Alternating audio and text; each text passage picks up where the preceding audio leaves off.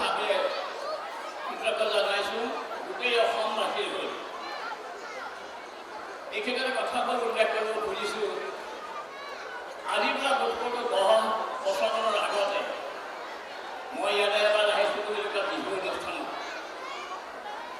তাতে মই দেখিছিলোঁ এখন কিতাপ, প্ৰিন্সিপালৰ ৰূপত এখন কিতাপ লিখিছিলোঁ, musical instruments of north east India, published by Don Bosco society.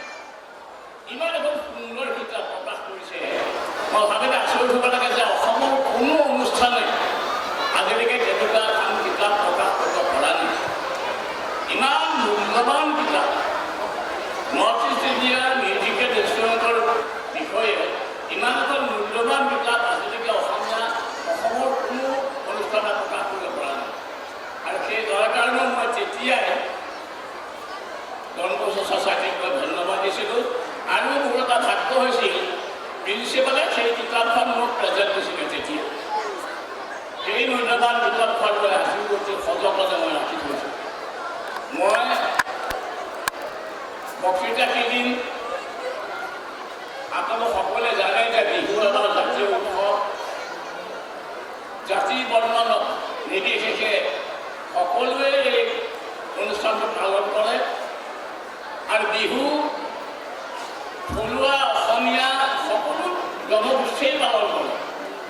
বড়োসকলৰ বিহু, ৰাভাসকলৰ বিহু, মিচিংসকলৰ বিহু, দেউৰীসকলৰ বিহু, তিৱাসকলৰ বিহু, কাৰ্বিসকলৰ বিহু, সকলোৱে বিহু উদযাপন কৰে। তেওঁলোকৰ নিজৰ নিজৰ ভাষা, তেওঁলোকৰ নিজৰ নিজৰ ৰীতি নীতি পালন কৰি কৰে। মই আপোনালোক সকলোৱে জানে যে বিহু আহি এই মঞ্চ পোৱালৈ এটা দীঘলীয়া পৰিক্ৰমা আছে। It is long time to take Bihu from field to here to stage. এই যে দীঘল পৰিক্ৰমাটো, এই পৰিক্ৰমাটো এটা ধৰক পথাৰৰ বিহু, ৰাতি বিহু, তাৰমানে ৰাতি বিহুৰ পৰা আহি চোতালৰ বিহু, পদূলিৰ বিহু, গাঁৱলীয়াসকলৰ ঘৰৰ বিহু, ৰজাৰ আমাৰ আহোম ৰজাৰ ৰংঘৰৰ বিহু, তাৰপৰা আহি এই বংশ পাইছেহি। আমি জনামতে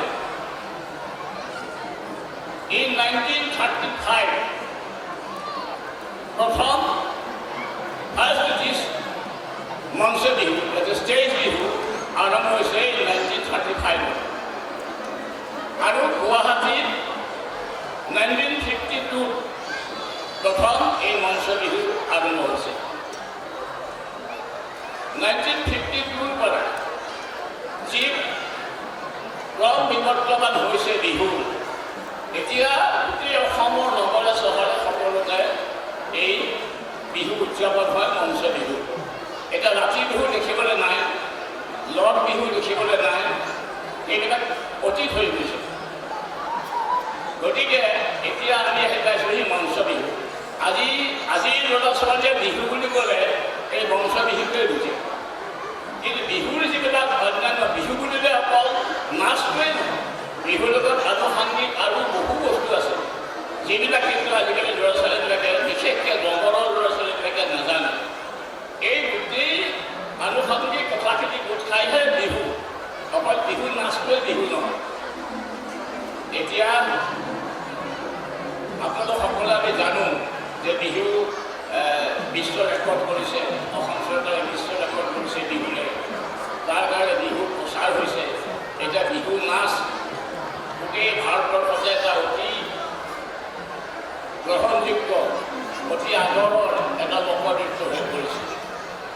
আৰু এই কামটোত ডন বস্কো ছ'চাইটিয়ে যিখিনি কাম কৰিছে, গুৱাহাটীৰ ডন বস্কো ছ'চাইটিয়ে, তাক মই আন্তৰিকতাৰে মই কৃতজ্ঞতা জনাইছোঁ, মই এপ্ৰিচিয়েট কৰিছোঁ। আৰু গোটেই অসমবাসীৰ হৈ মই তেওঁলোকক কংগ্ৰেচুলেশ্যন জনাইছোঁ, যাতে তেওঁলোকে ভৱিষ্যতে আৰু কাৰ্যকৰীভাৱে বিহু নাচক আগবঢ়াই নিয়াত প্ৰচাৰ কৰাত এটা বিশেষ ভূমিকা গ্ৰহণ কৰে। যি যিসকলে ইয়াত এই বিহুৰ অনুষ্ঠানত অংশগ্ৰহণ কৰিছে, বিশেষকৈ কৰ্মশালাত যিসকলে যোগ দিছে, সকলোলৈকে মই শুভেচ্ছা জনাইছোঁ। তেওঁলোকৰ যিসকল গাৰ্জেন, অভিভাৱক, তেওঁলোকৰো মই আন্তৰিক শুভেচ্ছা জনাইছোঁ, যাতে ভৱিষ্যতেও তেওঁলোকৰ ল'ৰা ছোৱালীবিলাকক বিহুৰ শিক্ষা দি আগবঢ়াই দিয়াত তেওঁলোকে বিশেষ ভূমিকা গ্ৰহণ কৰে। মই বেছি কথা নকওঁ, সকলোলৈকে আন্তৰিক শুভেচ্ছা জনাইছোঁ। সকলোকে মংগল কৰক। আগন্তুক বৰ্ষ সকলোৰে বাবে সুখময় হওক, আনন্দময় হওক, ইয়াকে কামনা কৰি মই মোৰ বক্তব্য সামৰিছোঁ। ধন্যবাদ, ধন্যবাদ, ধন্যবাদ। যিকোনো খবৰৰ বাবে যোগাযোগ কৰক আমাৰ এই নম্বৰত 9181 307 221।